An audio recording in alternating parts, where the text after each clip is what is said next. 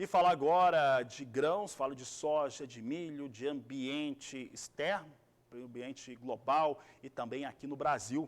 Para falar a respeito deste assunto, converso ao vivo agora com meu amigo titular aqui da Pátria Agronegócios, Matheus Pereira, que está conosco ao vivo aqui pela internet. Matheus, vou começar perguntando para você sobre furacão, porque me disseram que você entende tudo de furacão, e o furacão Aida fez muitos estragos no Golfo dos Estados Unidos e também em áreas importantes para embarques, e principalmente ainda vai continuar estendendo, porque está faltando eletricidade, não tem-se muito o que vai acontecer por lá. Como é que você avalia esse momento aí do furacão? Matheus, boa tarde, seja bem-vindo. Boa tarde, amigo Fabiano. Prazerão estar aqui contigo de novo, meu caro. E olha, especialista em furacão, eu entendo tanto quanto eu entendo de cirurgia no coração. É pouca coisa. Mas entendemos sim sobre os impactos, né, que esse furacão deixou em solo norte-americano e como isso, né, afeta a cadeia de distribuição de grãos, soja e milho, lá em solo norte-americano. E de fato, Fabiano, a gente teve um furacão muito agressivo, né? Teve uma onda de tempestade, não só de efeitos primários, mas também de efeitos secundários, que alastrou desde do sul ali dos Estados Unidos, adentrou todo o lado leste, começa a sair agora. O furacão ainda está em solo norte-americano, saindo ali em direção ao Washington, né? DC, capital norte-americana. E esse furacão, o Fabiano, ele tem alguns impactos semelhantes ao que a gente observou lá em 2005, aquele furacão Katrina, que foi um furacão também que foi extremamente noticiado pela mídia norte-americana, pela mídia brasileira, trouxe ali estragos devastadores em algumas regiões afetadas.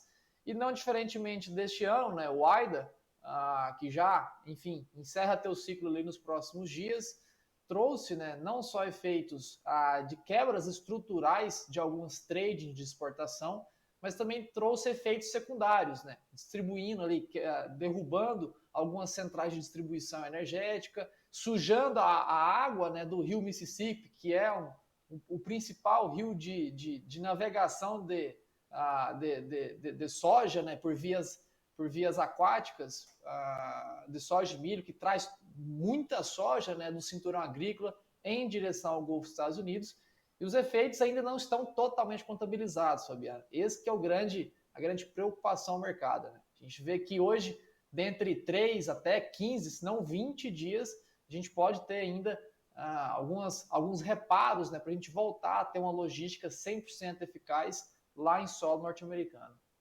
Matheus, neste momento não é aquele momento no qual os Estados Unidos têm um grande volume, né, de utilização desses terminais. Ele vai começar ainda a ficar um pouco mais expressivo. Nesta quinta-feira mesmo, eu estava conferindo alguns dados enviados pelo Departamento de Agricultura americano. Tinham mais 126 mil toneladas que a China comprou, que exportadores privados venderam para a China. E nós tivemos no final da semana, no começo dessa semana, uma confirmação também da China vindo comprar também aqui no Brasil.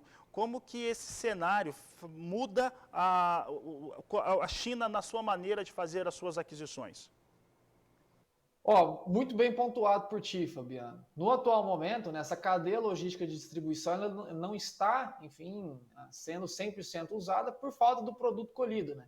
A safra norte-americana começa a ser colhida agora, no mês de setembro, né? Principalmente nas regiões do sul a norte. Então, as regiões que estão sendo colhidas agora são regiões que estão mais próximas, né, do porto ali do Golfo dos Estados Unidos, conseguem ter alternativas que não sejam por vias aquáticas, enfim, conseguem ter algumas soluções. Então, de fato, nesses próximos 15 a 20 dias, que a gente tem a aceleração da colheita norte-americana. E o mercado, Fabiano, ele trabalha com a percepção. Como o furacão, desde quando chegou, mostrou muito agressivo, né, trouxe muitos efeitos, muitos prejuízos operacionais, o mercado como um todo gerou uma incerteza, né, de quando teríamos a cadeia 100% recuperada, sendo que ao final de setembro os norte-americanos precisarão sim utilizar dessas vias com toda a sua eficiência para escoar o grão sendo colhido no interior do cinturão agrícola norte-americano. Então o mercado criou essa percepção, né, que, nossa, quando será que teremos novamente essa cadeia logística norte-americana 100% eficiente? E ainda não temos a resposta. Por isso que o mercado Fabiano, ao longo dos últimos 3 dias, despejou esse movimento de quedas, tanto na soja quanto no milho, lá em Chicago, precificando o quê? A incapacidade eventual de distribuição para exportação destes grãos e a superlotação do grão internamente nos Estados Unidos. Então, os preços em Chicago acabaram derretendo, né, nessas últimas 3 sessões, hoje com um leve tom de recuperação, por conta dessa incerteza de quando voltarão. E quais as consequências aqui para o Brasil, Fabiano? São positivas. Os chineses, né, que vêm também esses efeitos do Aida, né, do furacão Aida, também com grande incerteza, sem a ciência de quando voltarão 100% a capacidade de exportação, eles começam, né, a concentrar nova demanda da mão para a boca. O que são essas demandas da mão para a boca? São demandas de curto prazo. São demandas pontuais que precisam, enfim, ser adquiridas agora para começar embarque imediato, para ter o grão daqui 3, 4 semanas entregues em solo chinês. Então, essa demanda da mão para a boca começa a ser destinada novamente ao Brasil.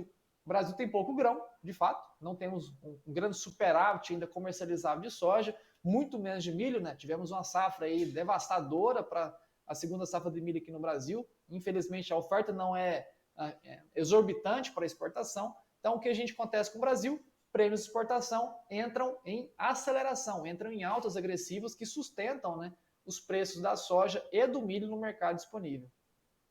Matheus, mudando de assunto agora, mas ainda falando de grãos, é claro, falando principalmente a respeito de milho, né, e os valores que vão cedendo praticamente de maneira diária no mercado nacional. Algo que era esperado e que vai sendo confirmado. Como que você avalia esse cenário para o milho? E o milho deve continuar perdendo preço, Matheus? Olha, Fabiano, a gente até havia conversado aqui naquele especial, né, do programa que a gente fez algumas semanas atrás com o nosso grande amigo também, o Vlamir Brandalize, onde a gente, enfim, desenhou um cenário de estabilidade ao mercado do milho. O milho, ele não, assim como a gente tem visto por agora, ele sim tem os seus momentos de baixa, ele eventualmente vai trazer momentos de alta, só que ele sempre vai trabalhar nesse raio, usando a referência BMF, entre R$ 90 por saca a R$ 100 por saca. E por que disso? Chegando perto dos R$ 90, Fabiano, a gente vê que os vendedores, né, produtores rurais ou armazéns que possuem o grão na mão hoje, não possuem intenção de venda. Enfim, se tornam reticentes em avançar com qualquer tipo de venda. Avançando acima dos R$ 100 ou se tocando ali nos R$ 100, Fabiano, a gente vê que o mercado consumidor já começa a se sentir um tanto quanto estrangulado, enfim, perdendo um pouco de margem de lucro e evita também fazer novas compras. Então a gente vê que o mercado do milho, aí para os próximos 45 a 60 dias, ele trabalha nessa faixa de operação entre 90 e 100 reais, se tornando então um mercado lateralizado, um mercado sem uma tendência definida.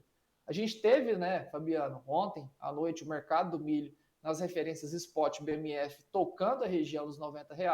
Hoje a gente já opera BMF com altas, né, acima de R$ 1 por saca. Então, assim, compactuando com essa visão que o mercado do milho aqui no Brasil se torna lateralizado por 45 a 60 dias, até com que a oferta de fato se torne totalmente escassa e a única saída alternativa para a originação do grão no país vai ser a elevação dos preços, enfim, sem contrapartidas, né? Infelizmente, o consumidor, ao fim do ano, vai ter que pagar um pouquinho mais pelo milho, porque vai ser escassa a oferta. Muito bem, Matheus. Então, você mantém a posição, milho deve, quando tivermos esse momento, daqui a alguns meses, não, já estamos chegando no próximo ao último trimestre do ano, a partir de outubro, devemos ter valores mais elevados para o cereal. Exatamente. Ao fim do ano, a tendência do longo prazo ali, novembro, dezembro, seria sim de preços em elevação do milho aqui internamente no Brasil.